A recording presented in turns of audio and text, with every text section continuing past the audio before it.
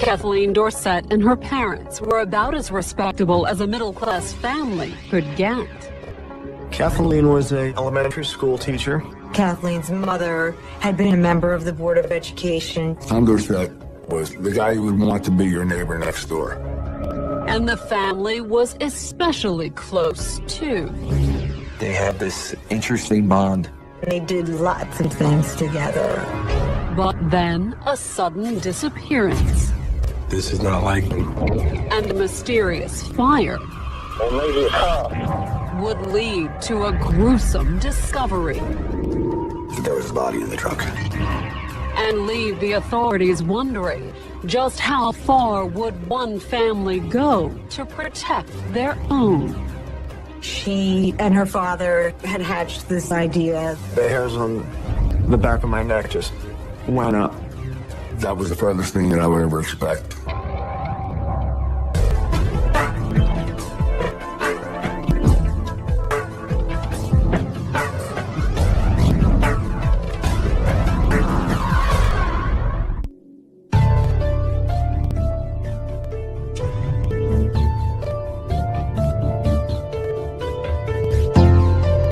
Long Branch, New Jersey, August 18, 2010. It was a little before dawn in this fading beach town an hour south of Newark. Long Branch is blue-collar, middle-class workers with their modest homes. Nice homes, but not affluent. Although that Wednesday morning at around 4:15, a local resident dialed 911 and reported something burning 4 blocks off the beach. Moments later, another nearby resident also called in the fire, confirming that it was a car. Is anybody in the car, can you tell? No, I don't think so. You don't think so? The car looks empty. Police and firefighters were on the scene within minutes. The initial incident was a fully involved car fire. And when the firefighters extinguished the flames that gutted the car, what they found was startling. There was a body in the trunk of the car. It was very badly burned. So badly burned, in fact, that any further identification would require either dental records or DNA analysis. We weren't sure if it was a male, female, or who it was. A mystery victim, a burned-out car, and a lonely beach road. Considering this was New Jersey, the cops at the scene couldn't help but wonder, were they dealing with a mob hit? It looked like the fireman lit on top of the body. But who was the mysterious victim whose identity the killer had taken such pains to conceal? And why had they done? As it turned out, the answers would involve a crime family of sorts. But the key to unraveling the mystery wasn't a mafia kingpin. It was a 36-year-old elementary school teacher named Kathleen Dorsett.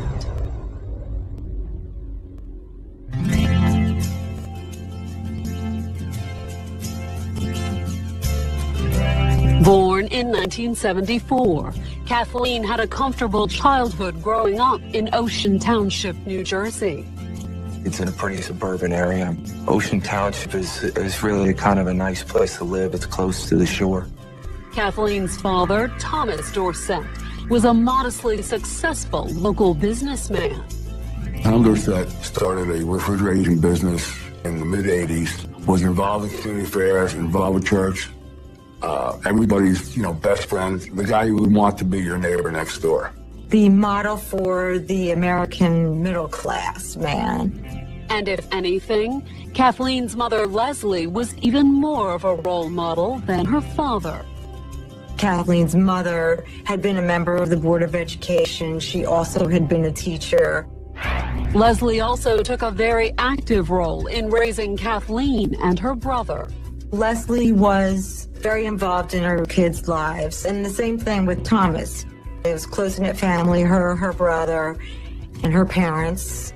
Kathleen did eventually move out on her own, but she didn't go far.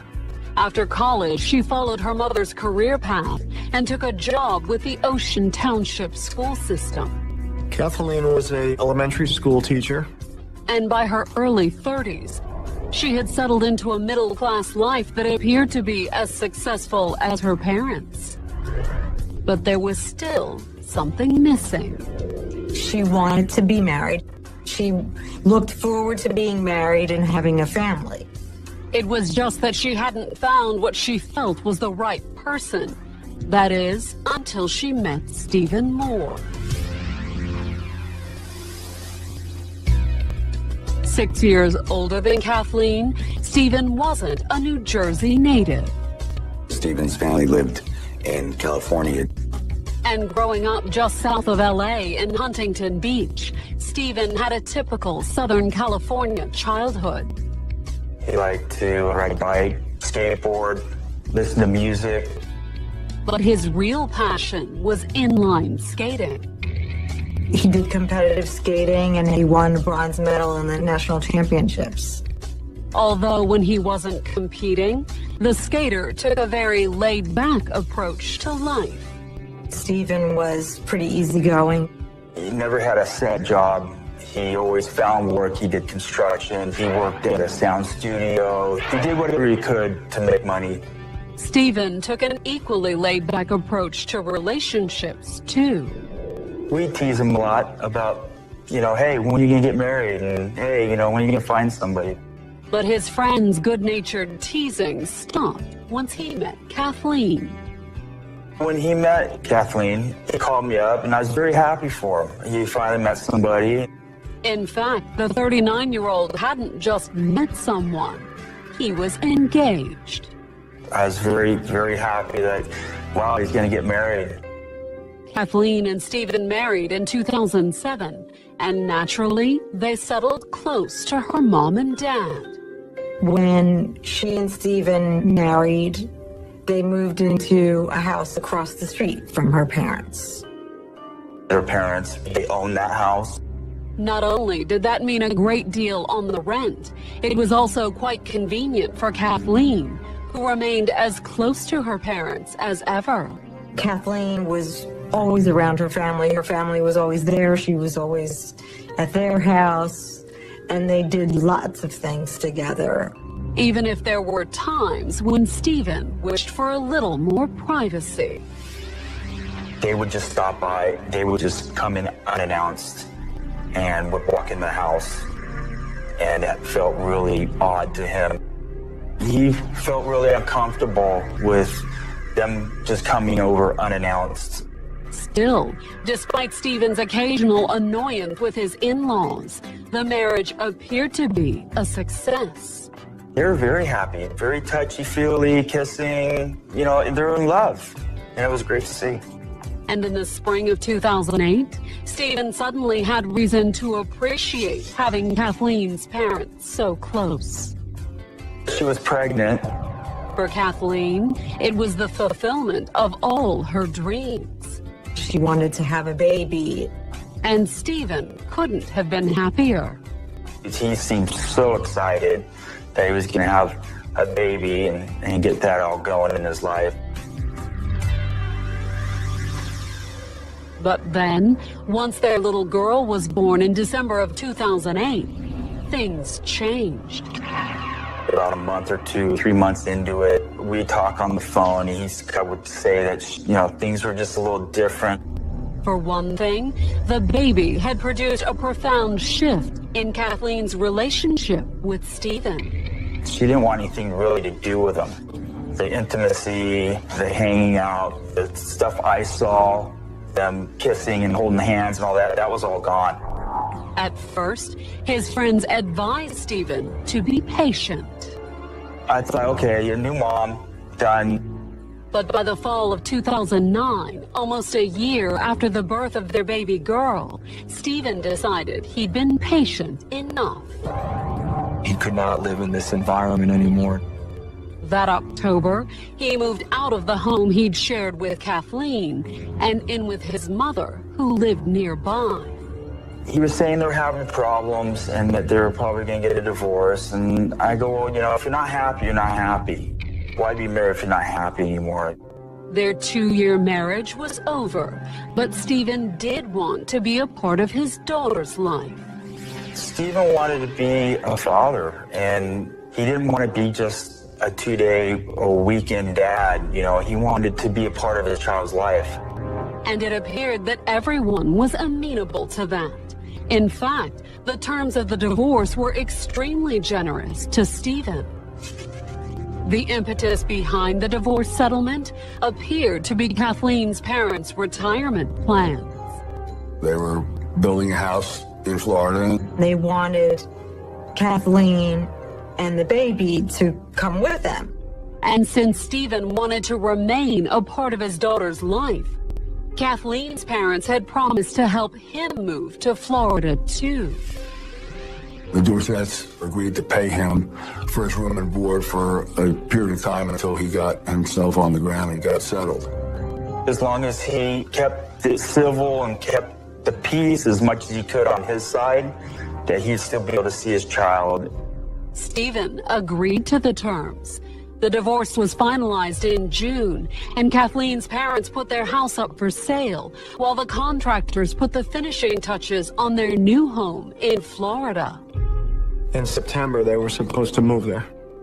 But their plans would be delayed, because on August 16th, shortly after he kissed his little girl goodbye and placed her in Kathleen's arms, Stephen Moore would vanish.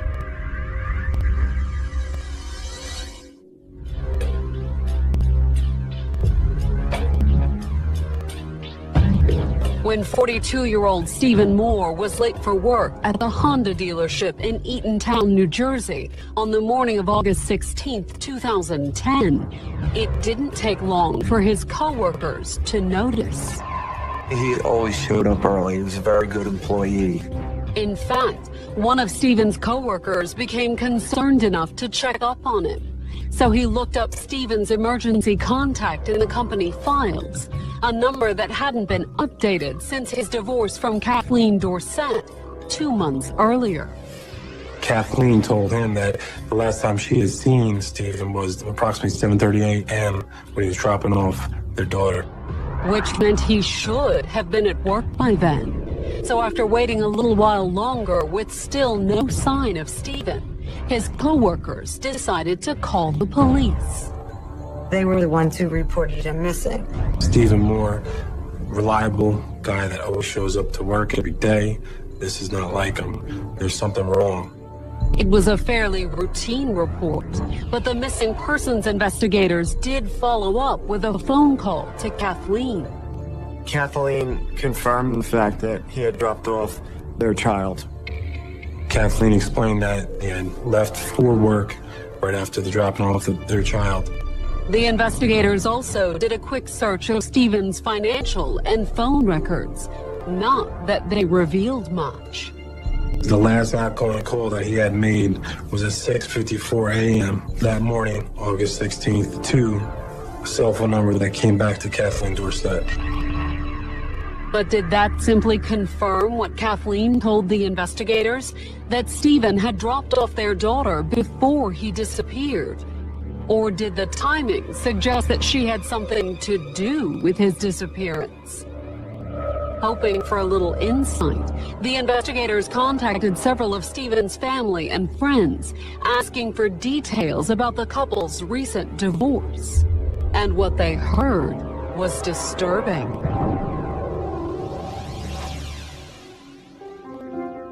According to Stephen's friends and family, the marriage had started out fine. He was very, very happy that he had met somebody, and that was it. You know, he found somebody, the love of his life. But once the baby was born, it had become clear that the little girl was the love of Kathleen's life, not Stephen. He was just more focused on the baby, and that was it. That much was normal for a new mother, but Stephen's friends and family claimed that Kathleen had taken it to the extreme. She didn't trust him by himself with the baby. You know, she took control of the whole thing. Literally. He wasn't allowed to hold his daughter after her birth for the first 6 months. And according to his friends, the couple's marriage fell apart because Stephen refused to be shut out of his daughter's life. Stephen decided that if he was going to have a relationship with his daughter, he was going to have to leave Kathleen. Although when he filed for divorce, Stephen's friend said the initial result was a bitter struggle for custody. She wanted that baby to herself. However, the courts had temporarily awarded Stephen partial custody and visitation rights pending final resolution of the divorce. Stephen was not willing to give up the visitation or the custody of his daughter. Faced with the court's decision, Kathleen had little choice but to allow Stephen to spend time with his daughter. But according to friends, that didn't mean she was willing to relinquish control. She was always making phone calls to him when he had custody of her. What are you doing? What are you feeding her? Wanted that control and would never leave him alone about that. Kathleen would write out a list of, you have to do X, Y, and Z, and at different times. But then, in the spring of 2010, friends said that Kathleen's attitude had appeared to soften. In fact, planning to move to Florida with her parents, they'd made Stephen a generous offer so that he could remain close to his daughter. Part of the agreement was that the Dorsets would help him find a place to live and would help him financially for 6 months. Friends told the investigators that they had warned Stephen not to agree. My fear of them going down there would be that they wouldn't live up to their promises. But while Stephen's friends worried that Kathleen and her parents might back out on their promises, they never considered the other possibility, that he might not live to collect on them.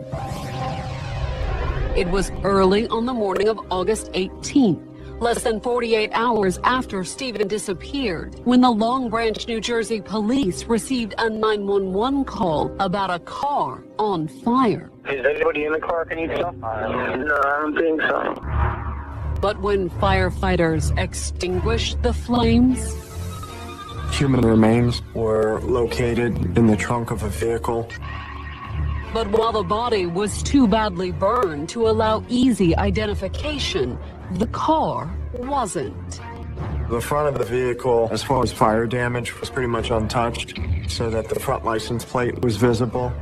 And when the police ran the plates, The hit that returned on it, indicating that that vehicle was involved in a missing person investigation. specifically, the car was registered to Stephen Moore's mother. He was reported to be operating that vehicle at the time that he went missing. The investigators immediately contacted Kathleen. We notified her that we found her ex-mother-in-law's car and that there was the remains of a body in the back bed. And how did Kathleen take the news? It didn't seem to faze her. Kathleen's nonchalant response immediately made the investigators suspicious. A rational person would probably start putting two and two together. This is going to be my ex-husband in the trunk. But there was no reaction to that. Just she answered our questions pretty matter-of-factly. And she more or less repeated what she'd already told the missing persons investigators, that she'd last seen Stephen when he dropped off their daughter 2 days earlier. She pretty much said that it was the normal drop-off. She wasn't the only one who said so either. While the investigators were questioning Kathleen, her father walked over from his house across the street and told the investigators that he'd witnessed the drop-off too. He told us that he was in the kitchen of his residence and he observed Stephen Moore operating his mother, Evelyn Moore's vehicle. Where Stephen went and how his mother's car had ended up on fire in Long Branch, neither Kathleen nor her father could say.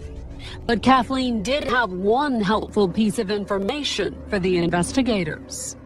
I did ask her about dental records, knowing that we needed to identify the human remains, and she identified Stephen's dentist.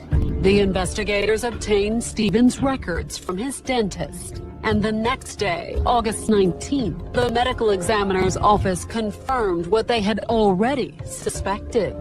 The body in the back of the car that was burned was the remains of Stephen Moore. The other thing the autopsy revealed wasn't entirely a surprise either. There was trauma to his head, and there was some damage to his throat area. He was killed previous to the fire. And the investigators figured they had a pretty good idea just who had bludgeoned and strangled Stephen before setting his body on fire. On Friday, August 20th, when the investigators spoke to Kathleen at her parents' Ocean Township home and told her that it was definitely Stephen's charred corpse that had been pulled from his mother's car 4 days earlier, the news didn't seem to faze her. It was like I just had placed a lunch order. Even if you have a relationship and that marriage goes south and you guys end up in a divorce, you'd still think you have some sort of care, concern for that other person, and you'd have some reaction emotionally. And she didn't. However, Kathleen was just as willing to cooperate as ever. When the investigators asked permission to search the house and property she and Stephen rented from her parents, she not only agreed, she accompanied them across the street and played the perfect hostess. She offered us a drink. She offered us food, said that we could use her restroom. She was accommodating. Meanwhile, in the backyard, the investigators noticed something that aroused their curiosity. A freshly mulched flower bed near Kathleen's driveway. Typically, if you were going to mulch, you would remove the weeds. But this flower bedded area just had the mulch thrown on top, and you can see weeds just popped out here and there. That caused some great concern for the detectives because they thought that maybe there was something there. And when one of the investigators slipped on gloves and began rooting around under the mulch, his hands came out red. There was enough blood in there to leave blood on the glove. And the investigators were pretty sure it was Stephen's, especially after they tested the area with luminol and cadaver dogs. Once the cadaver dog came on scene, there was a positive indication for human blood. Once the cadaver dog confirmed that it was human blood in the flower bed, the investigators brought Kathleen in for a formal interview. We do attempt to speak to her in regard to the scene that we find, but she was not willing to. This is when she begins to not cooperate with us. She decides that she's now going to have an attorney present. The investigators stopped the interview and let Kathleen go home, but she would still need that attorney. Because on Monday afternoon, August 23rd, the detectives returned to Kathleen's house with an arrest warrant. When we went to arrest her, both Thomas Dorsett and Leslie Dorsett were at the residence along with Kathleen's child. Once again, Kathleen had little reaction to the news. But as the investigators placed his daughter in handcuffs, Thomas Dorsett did do something. He removed his wallet from the rear of his pants pocket, and he handed him over to his wife. From a police standpoint, people do that when they're about to be placed on arrest. Thomas's reaction puzzled the investigators. We were not there for Thomas Dorsett. We were only there for Kathleen. But even as they placed Kathleen in the back of the patrol car, the investigators couldn't help but wonder, why would Kathleen's father expect to be arrested?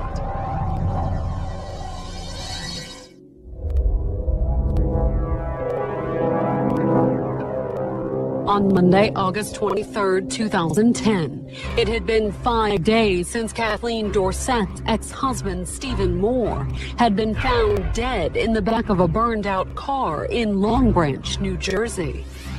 The last time he was seen was by Kathleen Dorsett. And the authorities were convinced that Kathleen really was the last person who'd seen Stephen alive.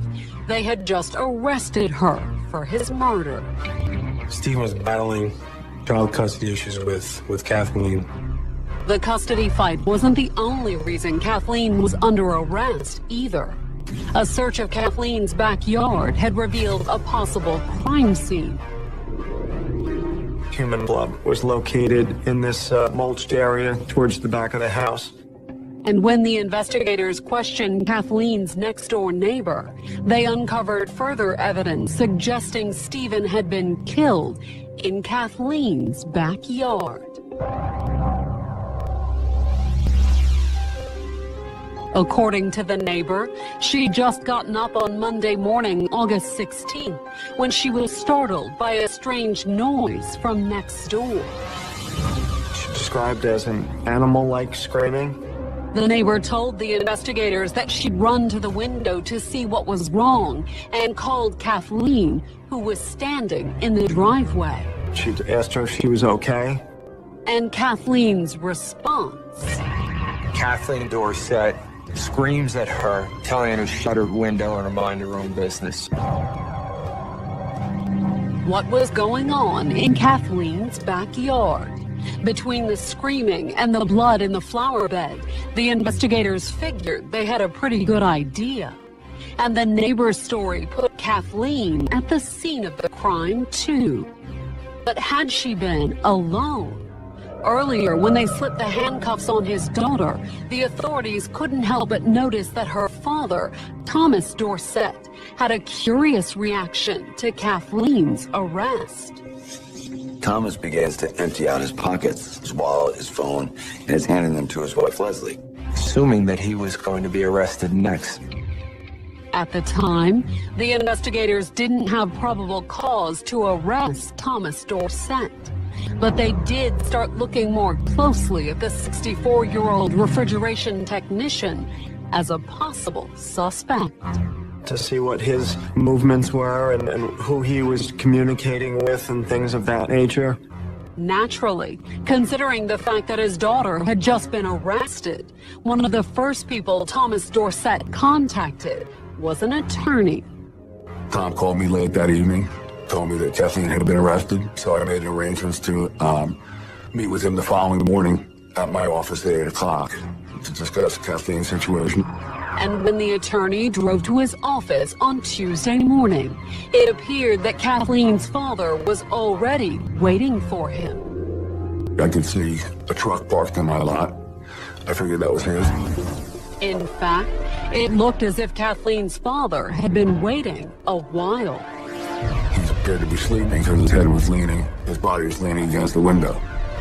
Only when he got closer, the attorney realized that Kathleen's father wasn't exactly asleep. Thomas Dorsett had attempted to commit suicide. He was unconscious with a white tube coming out of his mouth. The other end of the hose was attached to a canister of refrigerant gas. He was trying to commit suicide through the use of like a Freon inhalant. I started knocking on the window, tried to awaken him. He was unresponsive. And when that failed, the attorney dialed 911. A marked police unit from Neptune Township arrived, and he broke the window. They called the EMTs, and they took him away. He was in very serious condition. In fact, Kathleen's father was still unconscious when he arrived at the emergency room. And at that point, it was uncertain whether or not he was going to survive. But why would he try and commit suicide? For the investigators, it was all too clear. My assumption of it is that he was trying to take the blame of the death of Stephen Moore and exonerate the rest of his family. However, did that mean he was actually involved? Or was he merely trying to sacrifice himself for his daughter's sake? The answer would hinge on a phone call the investigators received later that same day. The caller owned a popular seafood restaurant in Long Branch, not far from where Stephen's body had been found. He was also friends with Thomas Dorsett. The restaurant owner told the investigators he had become concerned after seeing news reports about Kathleen's arrest. The local news media, radio, print media, had released information about Kathleen's arrest the night before. However, the restaurant owner wasn't just concerned because Thomas Dorsett was a friend. He told the investigators that he had been prompted to contact them because Kathleen's father had called him a few days earlier with an odd request concerning the security cameras outside his restaurant. He and Thomas had a conversation about Thomas buying some of his video surveillance equipment to get rid of it or destroy it to replace it with new equipment. Specifically, according to the restaurant owner, Kathleen's dad wanted to get his hands on the camera that covered the dumpster behind the restaurant. Why would he do this? Unless there was something on there that he didn't want authorities to see. According to the restaurant owner, Thomas Dorsett had admitted as much, although he claimed it had to do with his business servicing refrigeration systems. He said he was illegally dumping something, and he didn't want to get caught. Or had he really been dumping evidence connected to Stephen's murder? Either way, the investigators would get a chance to find out, because the restaurant owner told them he'd turned down Thomas's strange request. He was able to provide us with the actual video surveillance. And when the investigators reviewed the surveillance footage, they could hardly believe their luck, because the tape from August 16th showed that just a few hours after Stephen Moore had been reported missing, Kathleen's father had driven up to the dumpster behind his friend's restaurant. And guess whose car he was driving? The surveillance video depicts Thomas Dorsett driving Evelyn Moore's car, which was the car that Stephen Moore was in possession of that day to drop his daughter off. And he wasn't alone either. Directly behind him, following him, is Kathleen Dorsett. Maybe not even a minute, and then they leave. I don't know whether they thought it was too busy over there or whatever the reason was. That wasn't the end of the video, though, because less than an hour later, Thomas Dorsett was back, this time in his work van. He's throwing stuff into the dumpster. And contrary to what he had told his friend, the restaurant owner, there was nothing specifically illegal about them. He's taking items out of that van that appear to be cleanup supplies. So there's Rubbermaid containers, there's garbage cans, a rope, looks like a 4x4, there's a bottle of bleach. Stuff that certainly could have been used cleaning up the scene. Along with the fact that he'd been captured on tape driving Stephen's car, the same car his badly burned body had been found in 2 days later. It was more than enough to convince the authorities that Kathleen's father was an accomplice in the murder. Well, obviously, this information really helped us, and now Thomas is going to get arrested as well.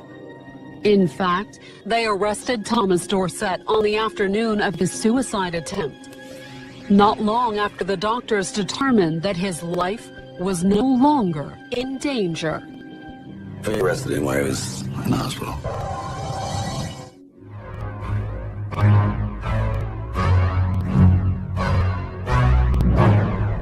By December of 2010, Kathleen Dorsett sat in the Monmouth County, New Jersey jail, held on $1.5 million bail.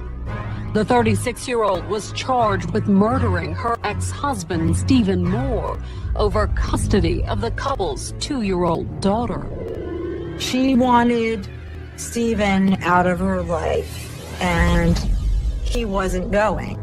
He wasn't going to leave because he loved his daughter desperately.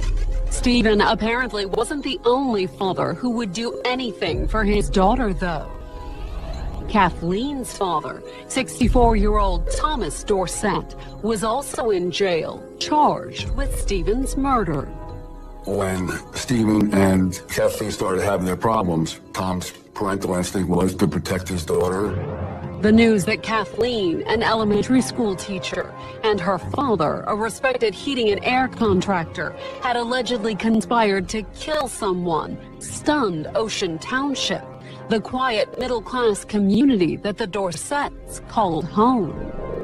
People have had divorce cases and custody issues, and grandparents have had issues over that. But to actually have it go that far of a step to murder. I think most people were shocked about that. But that December, just days before Christmas, the citizens of Ocean Township were in for another surprise. On December 20th, the Monmouth County Prosecutor's Office received a phone call from an investigator in neighboring Ocean County. That law enforcement officer had received a phone call from an inmate at the Monmouth County Correctional Institute. The inmate claimed that she knew Kathleen, too. They had become friends in the jail. And according to the inmate, she and Kathleen had become so close that her new friend had more or less confessed that she and her father had killed Stephen. Kathleen talked about the things that they did wrong, that they should have cleaned up the driveway a little bit better. However, the inmate said that Kathleen's alleged confession wasn't what prompted her to contact the authorities. Instead, she claimed that it was because her new friend had approached her a few days earlier, livid that the courts had just awarded Stephen's mother temporary custody of their daughter. When Stephen was killed and was removed by the Dorset family, his family stepped up. And if what the inmate told the authorities was true, Kathleen was determined to keep that from happening. Kathleen was soliciting to get someone to kill Stephen Morris's mother because she had custody of Stephen and Kathleen's baby. But were the inmate's incredible accusations too good to be true? She was, as it turns out, is kind of a professional snitch. However, since Kathleen was in jail, the investigators were able to at least check on some of her fellow inmates' claims. The investigative team were able to recover telephone conversations between Kathleen Dorset and her mother. Also, we were able to recover letters that were to be mailed out of the Correctional Institute addressed to Leslie Dorset. And the contents of those letters and phone calls were explosive. This one letter in particular talked about the specifics as to how Kathleen Dorset wanted this murder for hire carried out. Kathleen tells Leslie Dorset to write down certain information. 1, to make it a natural death. 2, to write down the address where Evelyn Moore was located. Even more alarming, the letters revealed that Kathleen somehow learned of Evelyn Moore's new address, the safe house she had secretly relocated to after taking custody of her granddaughter. The hairs on the back of my neck just went up. This was a location that we believed was a safe and secure location that she could care for Stephen's child, and we went into full action to try to make sure that we could stop this. Luckily, the letters revealed that there was still a chance. As best the authorities could tell, Kathleen's mother had yet to find a hitman. So the investigators decided to provide her with one. We have an undercover officer act as this quote-unquote hitman. Kathleen's fellow inmate, the one who initially contacted the authorities about the murder for hire plot, arranged a meeting between Kathleen's mother and the bogus hitman. This meeting was at the Seaview Square Mall in Ocean Township, and it was all at the direction of Kathleen Dorset. And on January 10th, 2011, Kathleen's mother, Leslie, did exactly as she had been told. The undercover officer met with Leslie Dorset in a food court inside the mall. At the meeting, she passed along her daughter's detailed instructions and a down payment. Leslie Dorset provided the undercover with $1,000. However, there was one thing that Leslie didn't give the hitman. Leslie Dorset was supposed to give the hitman a photograph. She forgot it. So the investigative team decided to continue surveillance on her and see what she was going to do. And while the investigators tailed her, Kathleen's mother left the mall, drove home briefly, and was on her way back when she was finally pulled over by police. There was an envelope that was located inside her vehicle with a picture of Evelyn Moore, with Evelyn's name written on the back of it. Leslie Dorsett was placed under arrest for attempted murder. I was shocked because I had obviously dealt with Leslie now over the past few months, and that was the furthest thing that I would ever expect from her. She was a housewife, a mother, and Tom's wife of 40 some odd years. In fact, the Dorsett's family attorney was so shocked by Leslie's arrest that he was prepared to fight it. The court conducted a hearing on this in anticipation of a possible entrapment defense. And that's when he saw the evidence against both mother and daughter. They had them red-handed. They had Leslie pretty much dead to right in that case, with a conviction for attempted murder almost a certainty.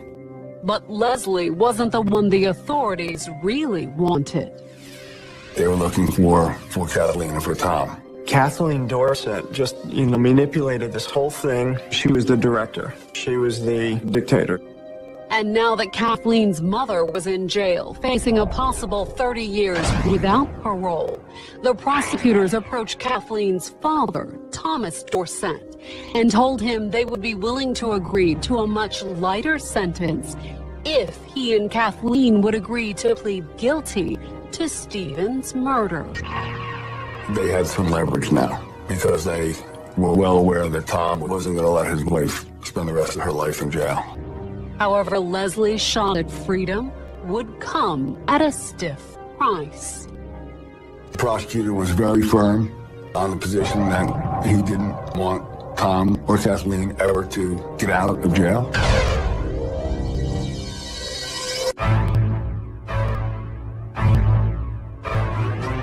On August 8, 2013, 39-year-old Kathleen Dorsett and her parents, Thomas and Leslie Dorsett, appeared in the Monmouth County, New Jersey Superior Court. Kathleen and her 66-year-old father were both charged with the August 2010 murder of Kathleen's ex-husband, Stephen Moore. They had this interesting bond between the two of them that is ultimately the reason why that Kathleen was able to solicit Thomas to commit this murder. 68-year-old Leslie Dorsett faced attempted murder charges stemming from a separate plot to kill Stephen's mother. I was very shocked when I found out that they were involved in this. They seemed normal, just a normal family. And they were involved. All three of the Dorsetts were in court that morning to plead guilty. Kathleen admitted that she and her father had hatched this idea. In a tearful statement to the court, Kathleen admitted that rather than share custody with Stephen, she decided that he had to die. Stephen Moore was nothing more than a guy that wanted to be with his daughter. And for whatever reason, that was grounds for his wife to kill him. And the family's generous offer to set Stephen up in Florida. Kathleen said it was all a hoax to put her ex-husband off guard. The Dorsetts never even made any effort to find a place for Stephen to live down there. And then Kathleen explained how on the morning of August 16, 2010, she lured Stephen to his death. Kathleen told him she had some tools there that she wanted him to get rid of from the basement, and the only way to get there was to go into the backyard. Only when Stephen came around the corner of the house, Thomas Dorsett was waiting for him, armed with a heavy object. He hit him across the head with it, and Stephen went down. And once Stephen was down, Thomas strangled his former son-in-law until he stopped moving. They put him in the trunk of his mother's car, and Thomas drove off with it. After her plea, the judge sentenced Kathleen to a total of 58 years in prison. She was the one behind all of this. Kathleen's mother, Leslie, received 7 years for her part in trying to kill Stephen's mother. The state, I think, recognized that Leslie was a pawn being, played by her daughter. Thomas Dorsett, meanwhile, was sentenced to 45 years for killing Stephen after explaining that he'd only done it for his daughter. To this day, he continues to believe that his daughter's the best daughter that any father could ever have.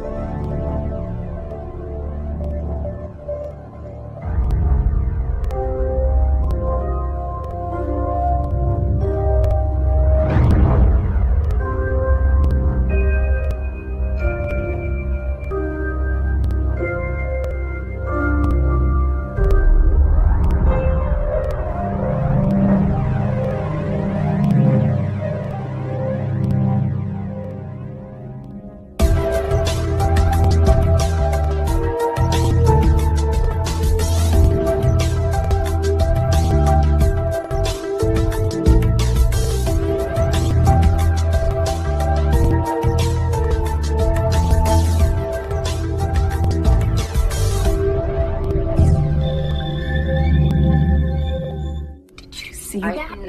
Amazing. I love this.